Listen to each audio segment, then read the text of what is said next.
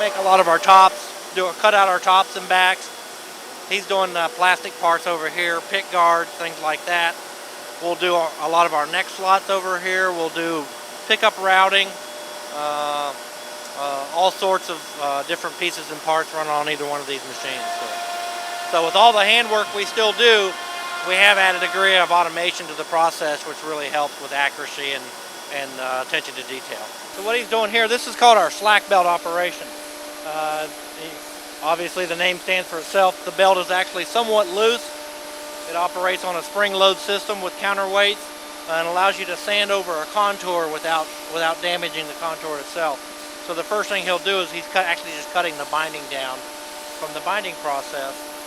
So he'll use a couple of different grits of paper on this to final sand it.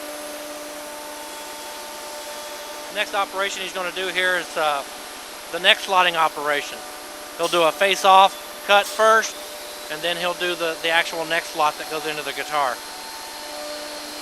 But now he's actually going to put the neck slot in the guitar.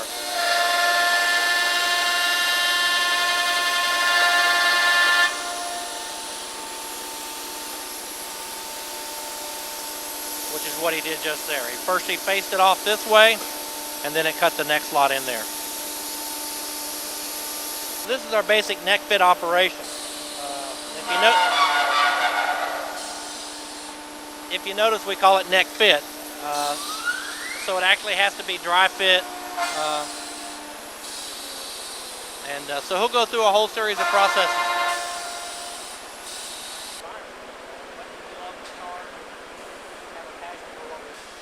Basically, what used to be done by hand for hundreds of years, now there's equipment to do it, and the degree of accuracy is incredible. He's actually filing the binding down there, prepping a guitar before it goes actually into the PLEK machine. It actually scans the entire neck of the guitar under simulated string pressure, so it's actually mimicking a set of 10 gauge strings on the neck. It scans the neck where every string will cross the fret, and then it actually shaves the frets down based off of what you've told the machine to do. So the degree of accuracy is just incredible, and it's added a great deal of fluency to the playability of the guitar. This is our neckline. This is where we hand roll all the necks, glue the fingerboards on, cut the scrolls, do all the jointing, which is very vital to the guitar. Obviously the neck feel is part of the overall integrity of the guitar. David, I got to tell you, I love the smell of nitro, man. It's an acquired taste. I've been smelling it now for about 24 years, so I've kind of gotten used to it.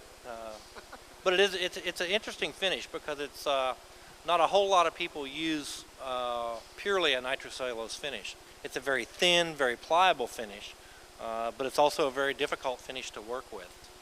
You know, you're dealing with wood, strings, and vibration, and you're wanting the wood to resonate and vibrate. Even though it's got a solid center block in it, you're still relying on the densities of the woods, the tone woods, to give you that tone and sound that you're looking for. This is one of the Dave Grohl limited run Trini Lopez guitars that we've been doing here this year. It's a Pelham Blue. It's a metallic finish. Once again, a very difficult finish to produce because it's multiple colors to arrive at this color. But it's a great looking guitar. It's a very functional guitar, and of course Dave Grohl does it justice. You know, the Foo Fighters is an A-list band, and they do a wonderful job. And he plays these pretty much exclusively, and he has several of them we've built. He also actually has some original pieces that since we've been building this, he's been able to put his originals up and not take them on the road, and he takes these on the road so he can play them, and he keeps his original vintage pieces intact. So white's very difficult because it'll show the slightest piece of lint. Anything that's airborne will land on a white guitar and cause you a lot of major headaches. So we actually isolate a booth where we do lacquering on white and actually ebony guitars, because black is just as difficult. A little more forgiving from a particle standpoint, but the white is very unforgiving. So we actually spray both of those in an isolated booth to try to keep our particulate matter down, and the booths are scraped down and cleaned and mopped daily at the beginning of the shift and at the end of the shift as well. So we take a lot of great strength to make sure that the integrity of the finish is there. you can see here, we go to all that effort to put all that really nice binding on there, and then we spray paint all over it. Simply because we've tried taping it off, and you could spend hours taping off a guitar and you'll still have crooked lines. So we have a process where we actually scrape the binding. So the guitar is painted, binding and all, and that's actually what it looks like coming off the paint line. Okay, this is one that's actually been scraped. So you can see the binding's been scraped on the top, rim, neck. Some of them are bound on the headstock. So all of that has to be hand scraped. The lines have to be straight. It's got to be consistent. It's got to be clean. Once again, one of those very detail-oriented jobs. It takes a while to learn. Learning curve is at least 60, 90 days sometimes for this particular position. High humidity is not bad. Low humidity is not bad. Fluctuations in humidity is where you get in a lot of trouble because if the humidity rises real quick, the wood is actually rapidly trying to suck in that moisture. And same way if it dries out too quick, the wood is trying to expel moisture, and that's when you get checks and cracks and things like that in the wood. So with wood being our largest expenditure here, we go to great lengths to protect that resource. So you can see a lot of these guitars here are sitting here waiting on the buffing process. Some of them are in the beginning stages of which. It's a good example of some fine curly maple, natural ES 175. Takes a lot of practice to get those miter joints continuously that close. So once the guitars are dry, they go through a buffing process over here that you see. You see red wheels, yellow wheels, and a clean wheel.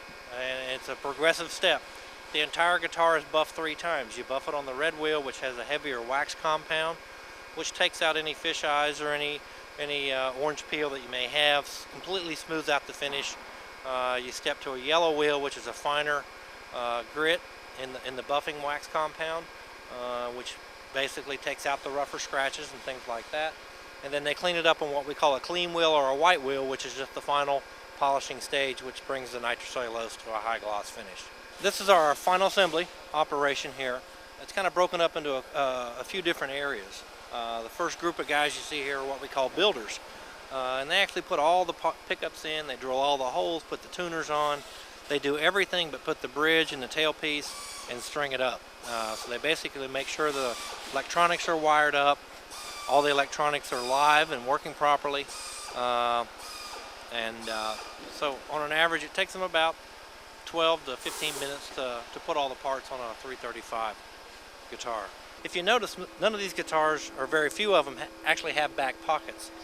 So feeding those electronics through those holes and getting to where they go, as you can see here, he's got the male end of an output jack, okay, that he's fed that wire through. He's going to plug it in and pull that item back through so he can get that jack all the way back to that hole.